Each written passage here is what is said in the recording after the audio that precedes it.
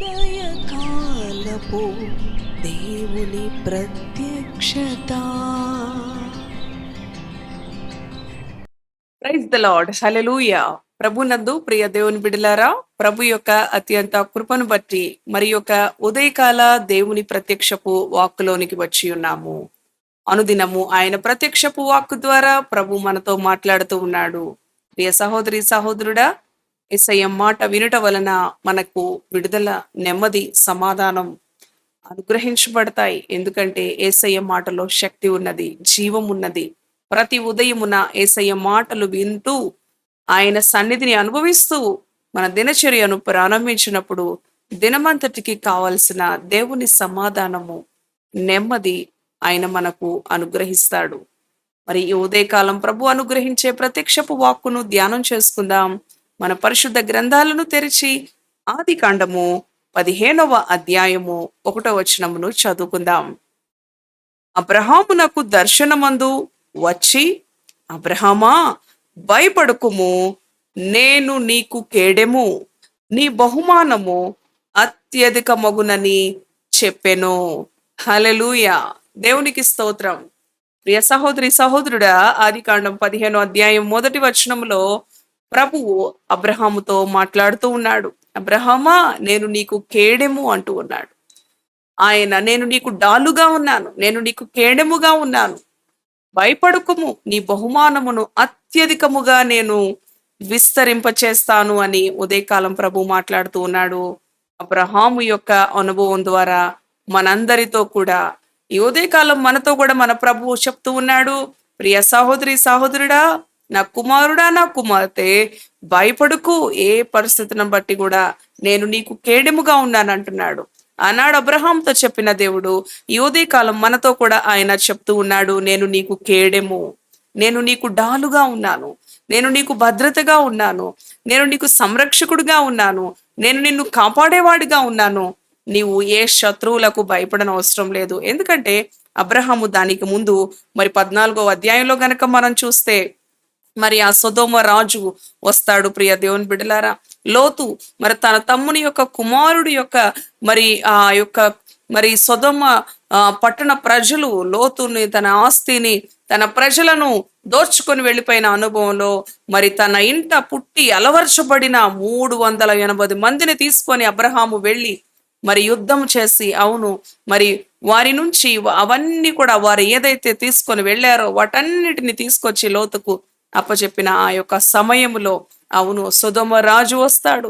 ఆస్తి నువ్వే ఉంచేసుకో, మరి మనుషులను నాకు అనుగ్రహించు అని చెప్పినప్పుడు ఏది వద్దు. ఒకవేళ మరి సొదొమ రాజు, నీవే నన్ను ధనవంతుని చేశావని లోకం అనుకుంటుంది, కాబట్టి నన్ను ధనవంతుని చేసేది, నన్ను హెచ్చించేది, నన్ను ఆశీర్వదించేది నా ప్రభువుకే ఆ మహిమ చెందాలి. ఏ మానవుని ద్వారా నేను ఆశీర్వదించబడ్డాను అన్న పేరు మనుషులకు కాదు, నా ప్రభువుకే చెందాలి. కాబట్టి మరి నాకు ఏది అవసరం లేదు, నీవే తీసుకొని వెళ్ళిపో. అవును ప్రియ దేవుని బిడ్డలారా, ఆ అనుభవంలో ప్రభు చూస్తూ ఉన్నాడు. అవును, మరి ఆ యొక్క సొదొమ రాజు ద్వారా కలిగినది ఏది కూడా మరి అబ్రహాము ఆశపడలేదు. ఎందుకంటే దేవుని వాగ్దానాలను నమ్మి వచ్చాడు అబ్రహాము. తన దేశం నుంచి, తన ఇంటి నుంచి, తన కుటుంబము నుంచి ప్రభు పైన ఆశ పెట్టుకొని ప్రభు పైన ఆధారపడి వచ్చిన అబ్రహామును దేవుడు గొప్ప ఆస్తిపరుడుగా అన్ని అనుభవాలలో కూడా హెచ్చించిన అనుభవం మరి మనము చూస్తూ ఉంటాం. ప్రియ దేవుని బిడ్డలారా, ఆ క్రింది వచనంలో చూస్తే, ప్రభువా, నీవు నాకు ఏమి ఇచ్చినా ఏమి, అవును, ఒక మరి భయం వచ్చేసింది. నాకు కూడా ఒక కుమారుడు ఉంటే బావుండు, నేను కూడా మరి సంతానము కలిగి ఉంటే బావుండు, ఎంతో ఆస్తి ఉన్నది, పనివారున్నారు, సమృద్ధి ఉన్నది.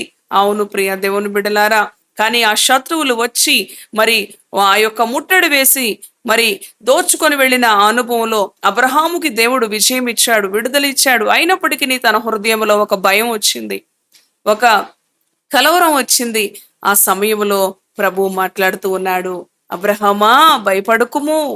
అవును ప్రియ దేవుని బిడ్డలారా, ఈ ఉదయ కాలం మనలో కూడా అనేక భయాలు ఉండవచ్చు, అనేక పరిస్థితులు. అవును, నా భవిష్యత్తు, నా కుటుంబ భవిష్యత్తు, నా బిడ్డల భవిష్యత్తు మరి ఎలాగా, ఏంటి అని ఆలోచనతో ఈ ఉదయకాలము మరి నీ యొక్క హృదయము నిండుకున్నట్లయితే, నీ మనస్సు నిండుకున్నట్లయితే ప్రభు అంటూ ఉన్నాడు, అబ్రహామా భయపడకు అని సెలవిచ్చిన రీతిగా ఈ రోజు నీతో కూడా చెప్తూ ఉన్నాడు. భయపడకు, నేను నీకు కేడెముగా ఉన్నాను, నేను నీకు డాలుగా ఉన్నాను. అవును, నీ బహుమానమును అత్యధికం చేస్తాను అని చెప్తూ ఉన్నాడు. ప్రియ దేవుని బిడ్డ, మరి అబ్రహామును దేవుడు ఎంత విస్తారముగా దీవించాడో, ఎంత అధికముగా దీవించాడో. అవును, కేవలం అబ్రహాము చేసినది ఒకటే పని, అది ఈ ఉదయకాలం మనము కూడా కలిగి ఉండాలి. అవును, అబ్రహాము దేవుని నమ్మాడు.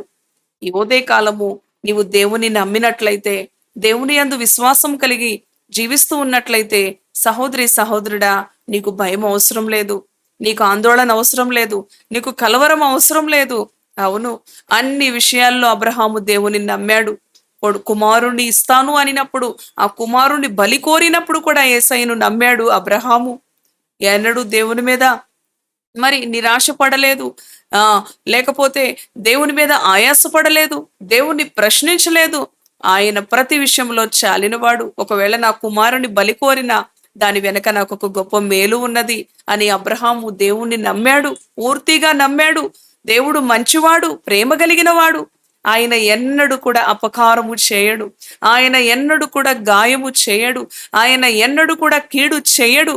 ఆయన ప్రేమ కలిగిన వాడని, ఆయన శక్తి కలిగిన వాడని, ఆయన మంచివాడని అబ్రహాము దేవుని నమ్మాడు కనుక, అవును, ఎన్ని అనుభవాల ద్వారా పరీక్షల గుండా వెళ్ళినప్పటికీ కూడా ప్రియ దేవుని బిడ్డలారా, మరలా వెనక్కి తిరిగి చూసిన అనుభవం అబ్రహాము జీవితంలో మనకి కనబడదు. మరి తన కుమారునికి వివాహం చేయవలసిన అనుభవంలో కూడా, అవును ప్రియ దేవుని బిడ్డలారా, మరి తను మరి దేవుడు తనను తీసుకొచ్చిన మరి మరలా ఆ దేశానికి తిరిగి వెళ్ళలేదు, తన తండ్రి ఇంటికి వెళ్ళలేదు, తన స్వదేశానికి వెళ్ళలేదు. ఎలియాజరు తన ఇంటి పెద్ద దాసుండే పంపిస్తాడు. నేను రాకూడదు, నా కుమారుడు కూడా రాకూడదు, కానీ ఆ ప్రాంతము నుంచి నా కుమారునికి ఒక భార్యను తీసుకొని నీవే రావాలి, మేము రాకూడదు అని, అవును, దేవుని దగ్గర నిబంధన చేసుకున్న అనుభవం, దేవునికి లోబడిన అనుభవం, దేవుని యందు నమ్మిక ఉంచిన అనుభవంలో ఎక్కడ అబ్రహాము తప్పిపోలేదు.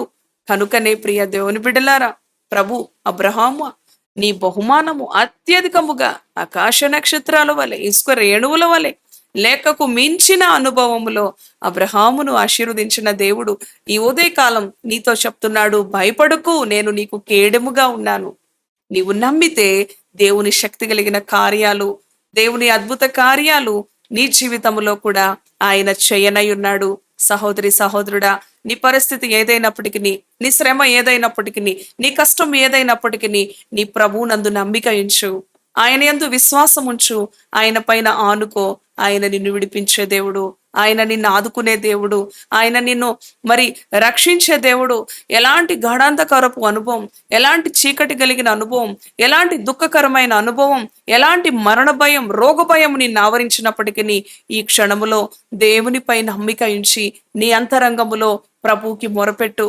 ప్రభువా, నీవు ఆదుకునే దేవుడు, అబ్రహాము దేవుడవు, నాకు కూడా తోడుగా ఉండు, నీవు నాకు కూడా కేడెముగా ఉండు అని దేవుని కృపగలిగిన హస్తాలకు మనము మరి లోపరుచుకున్నప్పుడు, ఆయన యందు అబ్రహాము వల్లే నమ్మిక పరిపూర్ణంగా దేవునిపై మనము ఉంచినప్పుడు ఏ విషయంలో మనము తొట్రుపడం, బలహీనపడం, కురుంగిపోం. ప్రియ సహోదరి సహోదరుడా, ఇంకెందుకు మరి మనము తలలు వచ్చి దేవుని సన్నిధిలో ప్రార్థిద్దాం, దేవుణ్ణి గణపరుద్దాం. దయగలిగిన తండ్రి పరిశుద్ధుడా, నీ పరిశుద్ధ నామానికి వందనాలు. అవును ప్రభువా, ఈ ఉదయకాలము నాయనా, ఆది కాండం 15వ అధ్యాయం 1వ వచనములో అబ్రహామా భయపడకు, నేను నీకు కేడెము అని, నీ బహుమానమును అత్యధికముగా చేస్తానని, మరి ఆ శత్రువుల ద్వారా ప్రభు నాయనా, మరి ఆ యొక్క యుద్ధములో జయమిచ్చినప్పుడు తన హృదయంలో కొంచెం కలవరం, కొంచెం భయం, కొంచెం ఆందోళన కలిగినప్పుడు అబ్రహామును ధైర్యపరుస్తూ ఉన్నావు. ఈ ఉదయకాలం ఈ మాటలు విన్న నీ బిడ్డల జీవితాల్లో కూడా జరుగుతున్న పరిస్థితులను బట్టి, ఒకవేళ బంధువులు శత్రువులుగా మారారేమో, స్నేహితులు శత్రువులుగా మారారేమో, నా అనుకునేవారు దూరం అయ్యారేమో, ఆ అనుభవంలో నీ బిడ్డల హృదయాల్లో కలవరం. ఆనాడు అబ్రహాము హృదయంలో కూడా కలవరం. ఎంతో మంది పనివారున్నారు, ఆస్తి ఉన్నది, అన్నీ ఉన్నాయి, పిల్లలు లేరు, ఒక్క కుమారుడన్నా ఉంటే బావుండు అన్న కలవరం, భయం తన హృదయంలో వచ్చినప్పుడు, అవును ప్రభువా, నీ బహుమానము అత్యధికమవుతుంది అని వాగ్దానం ఇచ్చావు. ఈ ఉదయకాలం ఈ మాటలు విన్న నీ బిడల జీవితాల్లో కూడా వారి బహుమానమును అత్యధికం చేసే దేవుడవు. ఎందుకంటే నీవు మా కేడెముగా ఉన్నావు, మా డాలుగా ఉన్నావు. ఏ శత్రువు మమ్ములను ముట్టడి వేయకుండా, ఏ శత్రువు మమ్ములను అపహరించకుండా, అవును ప్రభువ, సాతాను యొక్క తలను కలువరి సిలువలో, అవును ప్రభువ, చితక కొట్టిన దేవుడవు తండ్రి. సాతాను యొక్క కోరలను పెరిగివేసిన దేవుడవు ప్రభువ. అయా నీ యొక్క మరణం నైన పునరుద్ధానముల ద్వారా నీ బిడ్డలైన మాకు విడుదల ఇచ్చావు, నీ బిడ్డలైన మాకు ధైర్యం ఇచ్చావు, నీ బిడ్డలైన మాకు నమ్మిక ఇచ్చావు, నీ బిడ్డలైన మాకు అవును ప్రభువ బలాన్ని ఇచ్చావు, నెమ్మదిని ఇచ్చావు, విడుదలని ఇచ్చావు. ఈ ఉదయకాలం ఈ మాటలు విన్న నీ బిడ్డల జీవితాల్లో నెమ్మదిని, సమాధానమును అబ్రహాము వలె, అవును ప్రభువ, ప్రతి విషయంలో కూడా నిన్ను నమ్మాడు. నిరీక్షణకు ఆధారము ఏమీ లేనప్పుడే నిన్ను నమ్మాడు. అలాంటి అనుభవంలో, అలాంటి విశ్వాసములో దినదినము మమ్ములను బలపరచమని, నడిపించమని, ఈ ఉదయకాలం నీ బిడ్డలు ఏ సమస్యలో ఉన్నప్పటికీ ఆ సమస్య నుంచి నువ్వు విడిపించే దేవుడు అని నమ్మి నిన్ను స్తుతించే కృప నీ బిడ్డలకు అనుగ్రహించమని యేసు నామములో ప్రార్థిస్తున్నాము తండ్రి. Amen. Amen. Praise the Lord. God bless you.